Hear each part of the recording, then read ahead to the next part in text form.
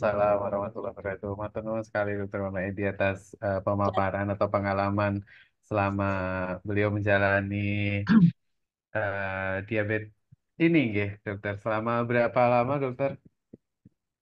Em, saya terdiagnosis diabetes sudah 22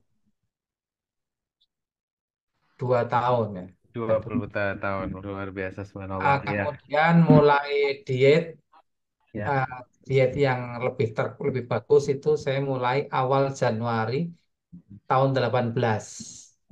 2018 ya, Dokter. Nah, Berarti sekitar 6 tahun.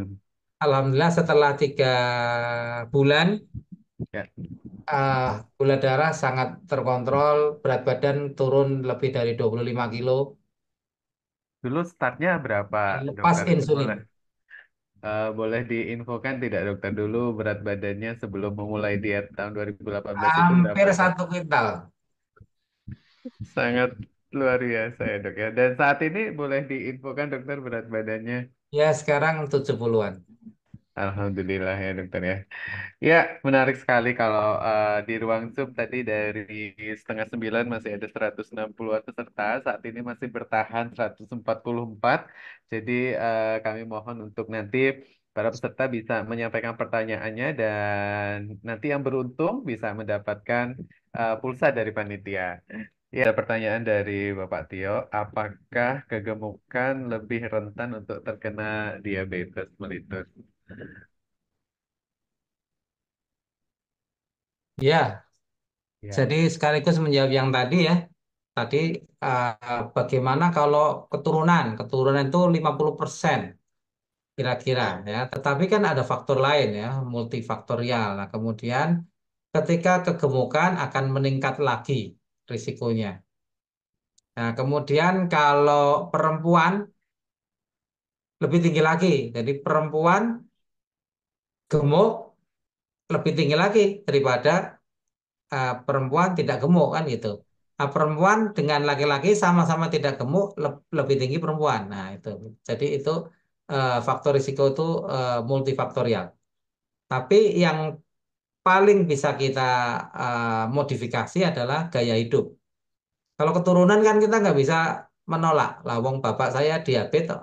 Nggak bisa diulang, nggak bisa diulang lagi ya. Aku kalau bisa lahir dari orang tua yang tidak diabetes nggak mungkin. Tapi kemudian risiko itu kita turunkan dengan pola hidup tadi, pola aktivitas, pola makan itu semuanya kita kendalikan sehingga tidak diabetes.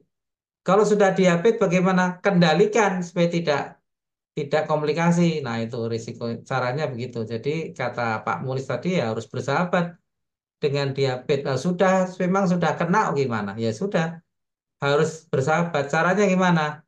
Ikuti anjuran dokter, kapan harus periksa.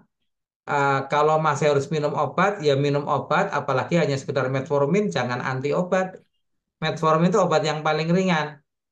Nah, tapi penting sekali modifikasi diet ya, diet tadi yang sifatnya istiqomah, dimulai istiqomah, enjoy dan target. Nah, jadi itu semuanya akan berpengaruh. Terima kasih. Atau nuwun dokter, Bapak. Selanjutnya dari ngapunten Bapak atau Ibu ini ya, Bapak mungkin Bapak Bin Yunus. Mohon penjelasan bila berat badan penyandang DM usia lanjut yang rutin minum obat sudah berkurang atau makin turun dan kurus, apa yang harus dilakukan? Apakah menambah porsi makanan? Monggo silakan dokter. Yang berkurang berat badannya. J, jadi setelah minum obat DM, Nah, kemudian makin kurus gitu. Mungkin ada kalau berat badan berkurang tapi menuju ideal ya bagus. Tapi kalau berat badan berkurang itu karena diabetesnya tidak terkontrol, nah itu yang tidak bagus. Jadi tergantung dilihat dulu. Jadi parameternya adalah HbA1c-nya dulu. Satu ya. Yang kedua, oke dilihat juga kadar apa namanya berat badannya itu ideal apa tidak. Nah, terus lingkar perutnya bagaimana gitu ya. Lingkar perutnya harus dilihat juga. Gitu. Jadi kalau laki-laki ya di bawah berapa aku 90 ya. perempuan di bawah 85 gitu misalnya itu bagus kalau tadinya tinggi jadi berkurang jadi ideal bagus.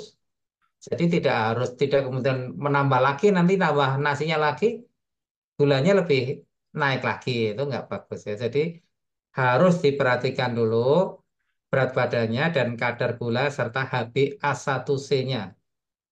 Nah, setelah itu baru kita tentukan sikap kita mau bagaimana. Tapi kalaupun mau nambah makan, jangan menambah karbonya. Tambahkan protein, ya, putih telur terutama, bagus sekali ya. Kalau ayam tanpa kulit, wah angel itu. Kulit itu enak ya. Gitu. Kalau saya makan tahu tepung, saya kelodoi tepungnya. Saya makan tempe, saya kelodoi tepungnya. Saya makan tempenya. Nah, itu hal-hal yang sepele begitu, tapi penting untuk pengendalian gula darah kita. Karena apa? Mengurangi tepung tempe atau tepungnya tahu itu sama dengan mengurangi minyaknya juga otomatis, betul nggak? Coba kalau kita makan tahu tahu tepung misalnya saya kadang-kadang suka jajan juga yang namanya tahu isi.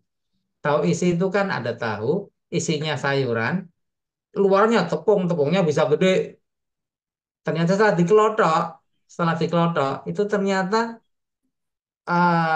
minyak apa namanya tepungnya itu bisa 50%-nya tahunya.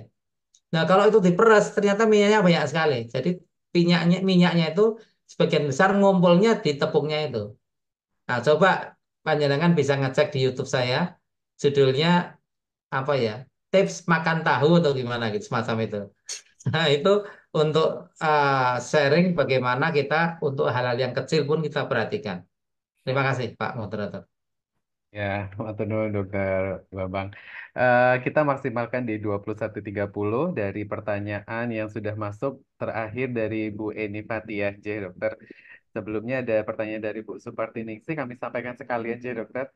Yang Oke, pertama apa? dari Bu Supartiningsih, sejauh mana puasa efektif mengontrol kadar gula darah. Kemudian dari Bu Eni, mohon izin Dokter kami persingkat pertanyaannya. Jadi beliau ingin menanyakan untuk obat metformin sering direkomendasikan untuk diminum secara rutin, tetapi dilihat di Facebook iklan dari obat herba mengatakan bahwa metformin akan membunuh Anda. Nah, padahal jika tidak minum obat akan malah bersiko atau berbahaya untuk organ-organ dalam. Apa saja yang direkomendasikan jika meminum, mungkin ini maksudnya meminum metformin bersamaan dengan obat herba, ya dokter. Apa saja yang direkomendasikan? Mungkin itu yang terakhir, dokter. Monggo. Iya, banyak hoax ya. Itu kan banyak pakai suara palsunya mantan Menkes itu. Yang katanya metformin membunuh Anda itu. Jadi jangan percaya ya. Jadi banyak hoax. eh Metformin sangat aman. Metformin sangat aman dan merupakan obat yang paling ringan untuk diabetes. Jadi sangat aman untuk dimakan. Mau minum herbal silakan aja. Herbal, saya tidak pernah melarang orang makan herbal ya. Eh, Silakan. Jadi nggak masalah ya. Yang tadi apa satunya lagi apa Pak? Satunya? Yang sebelumnya dari Ibu Supartiningsih, dokter. Mohon izin sejauh mana puasa efektif Oh mengontrol puasa. gula darah J. Puasa sangat efektif, terutama kalau rutin, ya. Karena dengan puasa itu berarti sebenarnya sudah mengurangi asupan karbo. Nah, tapi tentu puasa tidak menjadi satu-satunya variabel ya. Ya, kalau saya lihat kalau orang rajin puasa Daud itu gula darahnya juga rata-rata bagus. Lalu ada yang namanya puasa basah atau puasa intermittent ya. Puasa intermittent. Puasa intermittent itu eh, puasa basah. Jadi ketika jendela puasa boleh minum air putih atau teh tawar atau kopi pahit, tapi tidak makan sesuatu yang ada kalorinya, termasuk minuman walaupun pakai gula diet. Nah, kita atur ya misalnya 16 jam puasa basah, lalu 8 jam saatnya makan. Itu namanya intermittent fasting atau puasa selang. Itu juga sangat bagus. Caranya bagaimana bisa kita bahas lain kali. Tapi izin tadi saya kira saya tadi lupa. Saya ingin menambahkan kita misalnya di Google ya. Kemudian kita pengen tahu kandungan apa kandungan dari suatu makanan. Tadi saya bilang kita ketikkan aja fat secret Bapak Ibu ya. Kelihatan nggih fat secret itu? Terlihat dokter. Nah, lalu kita tuliskan saja misalnya nasi putih. Enter. Kelihatan nggih? Nah, paling atas kita klik kalori dalam nasi putih dan fakta gizi fat secret. Ini tips sederhana Bapak Ibu, silakan bisa diikuti. Kita akan mendapatkan hasil tabel seperti ini. Akan ketahuan bahwa di dalam 100 gram nasi putih itu terdapat 129 kalori dengan karbohidrat 27,9 gram. Bapak Ibu tadi ingat berapa gram saya membolehkan makan nasi putih karbohidrat paling banyak sekali makan? Kurang seperempat piring. Kalau pakai gram tadi berapa? Maksimal 10 gram ya. 10 gram. Iya. Nah, 10 gram. Kalau 10 gram, kalau 100 gram itu adalah 27,9, 28 lah ya. Berarti sepertiga, berarti kira-kira 30 gram. Kira-kira 30 gram atau ya 30 gram itu akan sama dengan makan 9 atau 9 gram karbohidrat. Nah, itulah. Jadi sepertiga dari 100 gram. Nah, kalau kita lihat 100 gram itu akan digram-grami, diukur, itu timbang ya. Tapi kalau mau lihat porsi, porsi harian di sini, kalau kita lihat, satu mangkok yang masak, itu isinya adalah 200 gram. Jadi yang namanya 100 gram ini berarti setengah mangkok. Nah, padahal tadi kita hanya boleh makan sepertiganya setengah mangkok, berarti seperenam mangkok. Itulah nasi karbohidrat. Tapi jangan khawatir, kita boleh makan telur dua, boleh makan ayam gitu, boleh makan daging ayam maksudnya ya, boleh makan daging. Saya makan sate juga nggak masalah. Yang penting karbohidratnya kita kurangi maksimal 10 gram setiap kali makan, tapi kita boleh makan 5 kali sehari, termasuk cemilan tadi. Begitu nih Bapak Ibu sudah bisa diikuti cara eh, menghitung atau mengetahui kandungan gizi suatu makanan ya. Tinggal kita ulang sekali lagi, kita ketik fat secret, kita mau makan, mau nulis apa di sini? Misalnya kita tulis lagi apa? Ada yang usul? Mau nulis apa? Telur,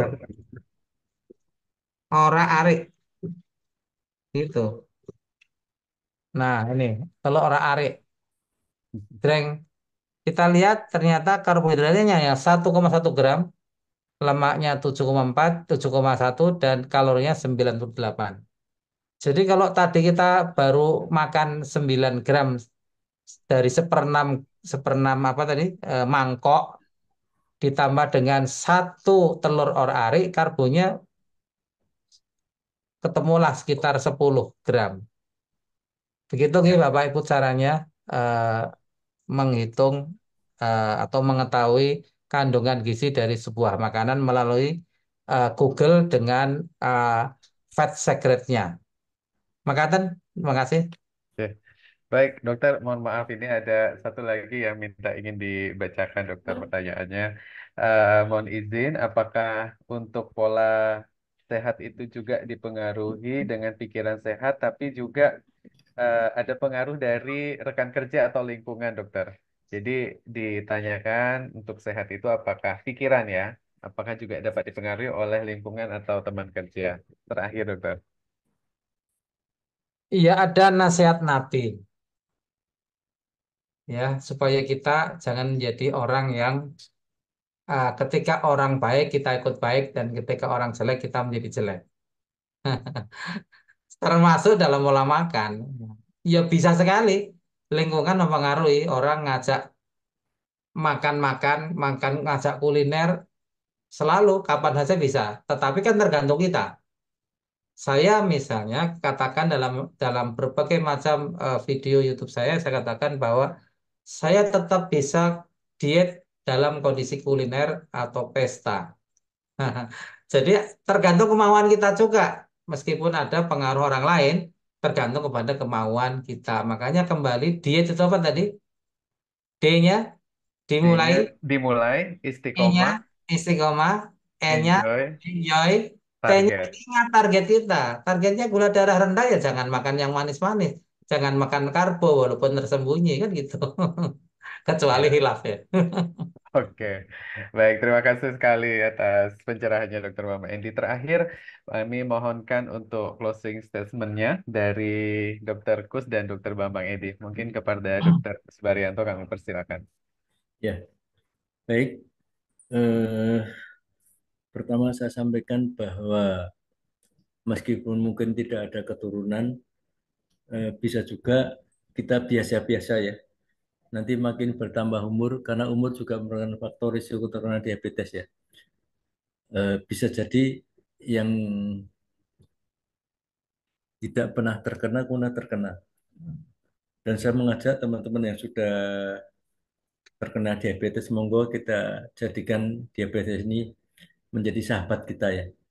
Sahabat kita sehingga kita bisa mengupayakan agar diabetes itu terkontrol dan tidak menimbulkan komplikasi.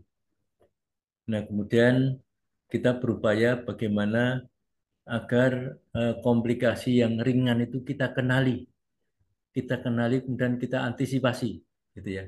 Kemudian misalnya di ginjal ya, bagaimana ketika ada proteinuri, kita upaya diet lebih ketat lagi dan minum itu kandesatan, irbesartan. Kemudian ketika misalnya DM, mata kok sudah ada gejala-gejala rabun atau pengurangan penglihatan gitu. Segera ke dokter mata, kemudian ketika ini pengaruh dari diabetes ya segera diterapi. Kemudian jangan sampai ada luka yang eh, usahakan kita tidak tidak kena luka gitu ya. Kalau kena luka, jangan sampai luka itu jangan sampai terus terus ngombro-ngombro jadi gangren. Nah, itu saya kira sehingga kita melakukan intinya empat hal tadi. Saya mengajak empat hal. Insulin, diet, olahraga, satunya lagi apa? Insulin, Metformin, diet, olahraga, metformin metformin benar. atau obat oral antibiotik. Dan saya Ya, sepakat dengan Pak Bambang itu tidak bahaya untuk dikonsumsi terus-terus. Dan sudah mengkonsumsi itu lebih dari 10 tahun ya metformin. Ya, metformin. matur nuwun Dokter Kus. Mungkin selanjutnya kepada Dokter Bambang Edi, kami persilakan. Terima kasih Pak Moderator. Yang pertama mengingatkan seperti Pak Kus, bagaimana kita mengendalikan faktor risiko dan faktor prognostik ya. Faktor risiko artinya faktor-faktor yang menyebabkan terjadinya diabetes. Kalau belum terjadi diabetes, kendalikan. Kalau bisa nggak kena. Nah, kalau sudah kena, ya bersahabat. Kendalikan faktor prognostiknya. Boleh diabetes, tapi tidak ada komplikasi. Gula terkendali dengan baik. Itu poin pertama. Yang kedua, eh, tetap ikut nasihat dokter dan jangan terpengaruh oleh hoax di luaran sana. Ya, Eh, ketika masih harus minum obat, maka minumlah obat. Ketika masih harus pakai insulin, maka pakailah insulin. Misalnya ketika gula darahnya sangat tinggi, maka pengendalian darah yang paling bagus, cepat, ya insulin. Nah, kemudian setelah itu baru kita berpikir bagaimana kita bisa mengendalikan lebih lanjut diabetes dengan diet. Nah, jadi setelah setelah mulai baik, lalu kita kendalikan lebih lanjut dengan diet. Dietnya apa tadi? Intinya adalah diet rendah glikemik, baik beban glikemik maupun indeks glikemik. Ingat rumus 3C, yaitu jenis, jumlah, dan jadwal dalam pelaksanaan diet. Dan diet itu adalah sesuatu yang harus dijalani, dimulai secara istiqomah dengan enjoy dan selalu mengingat targetnya. Ya, baik. Demikian yang saya sampaikan. Terima kasih. Terima kasih sekali Dokter Kusbarianto sekali lagi dan Dokter Bambang Edi, matur nuwun. Bapak Ibu, kami juga apresiasi yang setinggi-tingginya kepada Bapak Ibu yang masih bertahan di Zoom. Tibalah kita di akhir acara. Mohon izin kami ingatkan acara Ngaos Perdana kita akan kita laksanakan kembali di edisi kedua, insya Allah 2 bulan lagi, Dokter. Dan